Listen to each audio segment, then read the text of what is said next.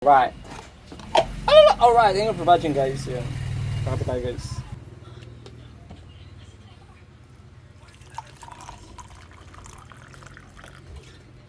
Kakapit tayo.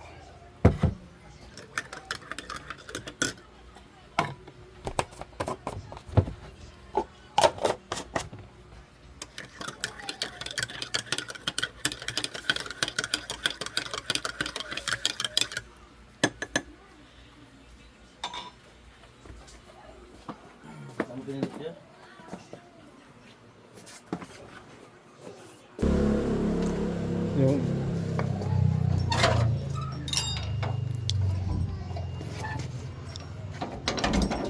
Ayan guys. Alright.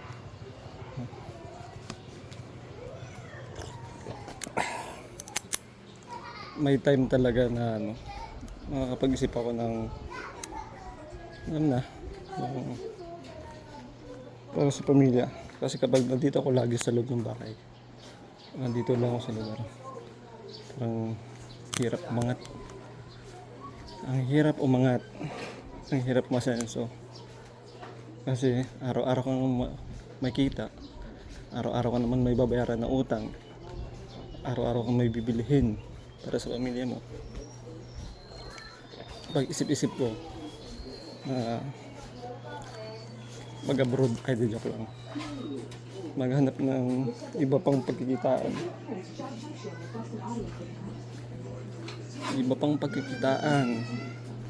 para mabili ko naman ang mga gusto kong pangarap, katulad ng mga sasakyan, diba? Sariling bahay, magkaroon ng pag-ipon sa SIS1. Alright. Dahil kailangan talaga makapag-ipon na. Kasi lumalaki na yung mga bata. Lumalaki na rin ang gastusin. Kaya kailangan dagdagan ang pagkakakitaan.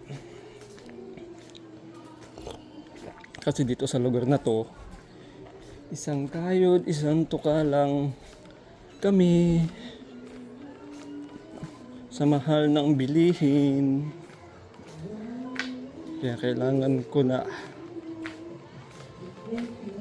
magsipag lalo. Siyempre, sabayan pa rin sabayan ng pananampalataya sa Diyos. Humingi sa Panginoon ng pangangailangan. Araw-araw naman tayo binibigyan.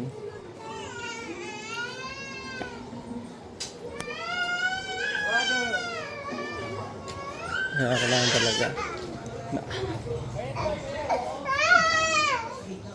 pagkakitaan. Kailangan meron tayong pagkakitaan. Ng teding tulong yun.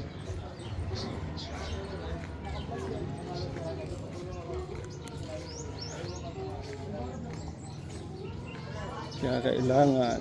Alright, thank you for watching guys. Alright.